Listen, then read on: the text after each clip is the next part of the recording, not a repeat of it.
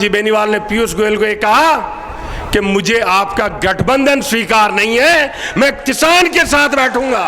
इस कांग्रेस की धुनी उस किसान के खेत में जगती है। जी बेनीवाल बैठा है ये आने धुनी जागेली रही कौन से गए बाज बड़ा तो टूपियो जेवे। और मुझे याद है कि जब हनुमान जी बेनीवाल ने सबसे पहले लोकसभा का चुनाव लड़ा तो एक चित्र में देखता हूं, एक फोटो में देखता हूं जिसके अंदर लगभग ऐसा ही एक माइक था। हनुमान जी बेनीवाल खड़े और इनके पास में मेरे पिताजी खड़े रहे और ये कोई जनता को संबोधित कर रहे हैं, कोई बातचीत हो रही थी। वो चित्र आज दिन तक मैंने सहेज के रखा हुआ है।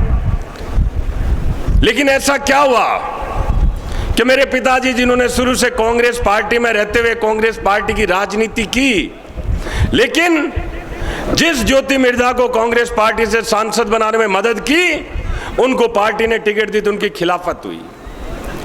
कारण कुछ ऐसे रहे कि जब बात रही मीठा पानी पहुंचे, नागौर के लोगों के लिए पहुंचे, तो उस वक्त ज्योति जी मिर्जा ने सोनिया गांधी जी के सामने वो प्रस्ताव रखने से मना कर दिया कि नागौर के लोगों को पीने का मीठा पानी हिमालय का नागौर में मिले।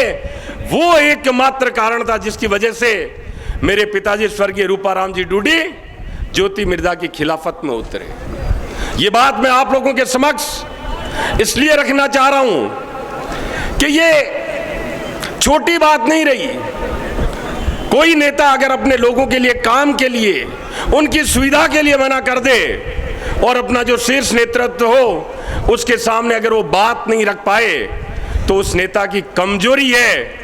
और ऐसे कमजोर नेता को कहीं ना कहीं मैं ये मानता हूं, चाहे इधर आज बैठे हैं, चाहे आज से 10 साल पहले बैठे रहे, 20 साल पहले बैठे रहे, वो स्वीकार नहीं कर सकते।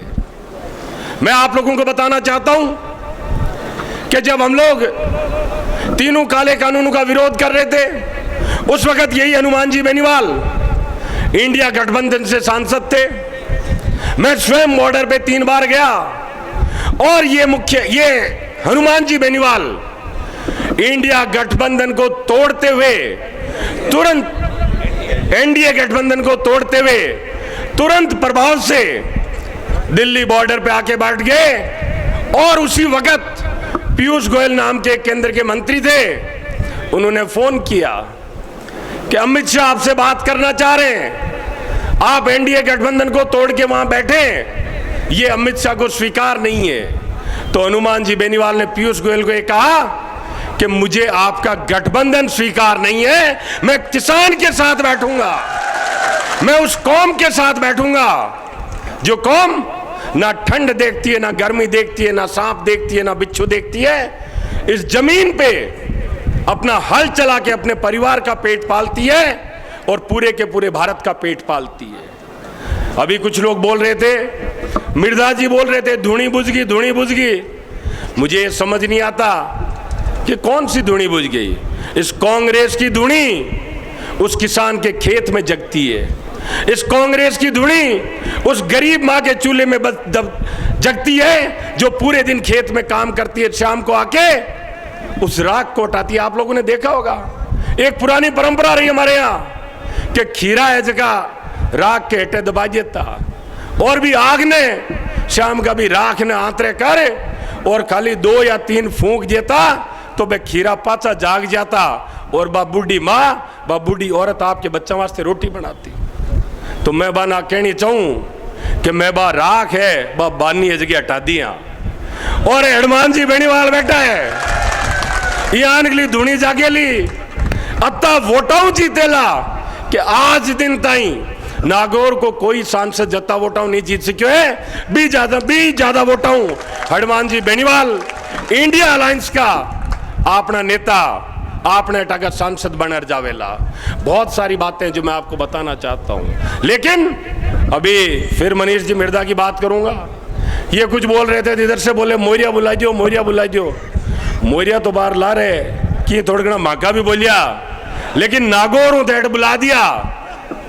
अब के जो चुनाव है कि मैं कोचर जानो, कोचर राज ने बोलिया करे कोचरी, बे कोचरा बुला देनी है। मैं थाने बाहर भी कहूँ इतनी ज्यादा मेहनत करनी है, इतनी ताकत लगानी है कि सब ज्यादा रिकॉर्ड बताऊं, एक सांसद जीत्या करता पहली पासवान जी, हाजीपुर बांको संसदीय क्षेत्र हो, हाजीपुर रिकॉर्ड बनाता कि सब ज्यादा वोटां जीतता। अब की बार भी रिकॉर्ड ने अपन तोड़नु है और ये तमाम जगह लोग अट बैठा है, मैं सहित सगड़ा का सगड़ा लोग ही पर सहमतिया कि मैं लोग इंडिया अलायंस में नागौर की सीट चावा, मैं लोग चावा कि आरएलपी और कांग्रेस सागे हुए और एक स्वाभाविक गठबंधन है वो। हनुमान जी भाजपा के सागे पहले के दी रिया कर ए भाजपा में रही कौन से के भाजपा तो टूपियो जेवे और यहाँ तोड़ बम लगे डरिए वाले। आज संस्कृति कांग्रेस की है, कांग्रेस में सागे बैठा सागे लड़ा फिर पाचा सागे हो जावा, तो ये स्वाभाविक एक गठबंधन है कांग्रेस को और आरएलपी को। मैं बहुत सारी लंबी चौड़ी बातें नहीं कर, सिर्फ थाना आई कहनी चाहूँ, हिम्मत हनुमान जी आपा ने मिले और आपा सगड़ा मिल हनुमान जी ने हिम्मत दी इस चुनाव के मायने जका लोग। एक छोटी बात और याद आएगी, सतपाल मलिक डीडवा ने आया, मोदी जी का बनाया गवर्नर डीडवा ने आया और वे बात की कि जब किसान आंदोलन पे बैठे थे दिल्ली बॉर्डर पे तो मैं मोदी जी के पास गया और मोदी जी को बोला, मोदी जी किसानों के साथ अत्याचार बंद करो, 700 से ज्यादा किसानों ने शहादत देती है, आप इनकी बात सुनो, इनसे बात करो। तो मोदी जी का क्या जवाब था पता है? ये बात सत्यपाल मलिक ने कही है कि मलिक भाई आप जानते नहीं हो ये जो किसान बॉर्डर पे बैठे हैं ये आतंकवादी है, आतंकवादी। अगर भारत का प्रधानमंत्री किसान को आतंकवादी बोलता है तो मुझे लगता है इससे ज्यादा शर्मनाक कुछ नहीं हो सकता है। ये वो किसान है जो अन्न देता है, ये वो किसान है जो अपने बच्चे को फौज में भर्ती कराता है और उसका बच्चा बॉर्डर पे अपनी जान देता है, इस देश की रक्षा करता है। इसने फिर इसी मोदी ने हमारे लात मारी है और हमारा बच्चा जो किसान का 95% फौजी जो होते हैं सैनिक है वो किसान का बच्चा होता है और फिर से उनकी रोजी पे उनकी रोटी उनको छीनने का काम इस मोदी ने किया है। तमाम सारी बातें आप लोगों के बीच में है, सब लोग आप सब चीज जानते हो। नारायण जी ने भी और बता दी कि ये लोग क्यों चले गए, केस वेस पता नहीं क्या क्या होते रहते हैं, पैसे वाले लोगों के झंझट हैं, हमारे जैसे लोगों के झंझट पांति नहीं आते, हमारे जैसे लोगों को कोई मतलब नहीं है। तो मैं आप लोगों से यही निवेदन करना चाहूँगा, कल का जलजला बड़ा भारी था, इतनी भारी तादाद में लोग आए, रात को 11:30 बजे तक मैं हनुमान जी के साथ था और आखिर में बिना बताए गाड़ी से उतर के जाना पड़ा। मैं कहा हनुमान जी यहाँ चाल आजरे लोग सारी रात अपन शोभा दिया नहीं और काल सुबह 5 सभा है, लेकिन आज आपकी ताकत आपकी संख्या देखते हुए मैं पूरे विश्वास के साथ ये बोल सकता हूं, जिस रिकॉर्ड का सपना मैं देख रहा हूं, जिस मार्जिन का सपना मैं वो देख रहा हूं, हम सब मिलकर उसको पूरा कर देंगे। एक बार फिर से आप सभी का धन्यवाद। राम राम साहब।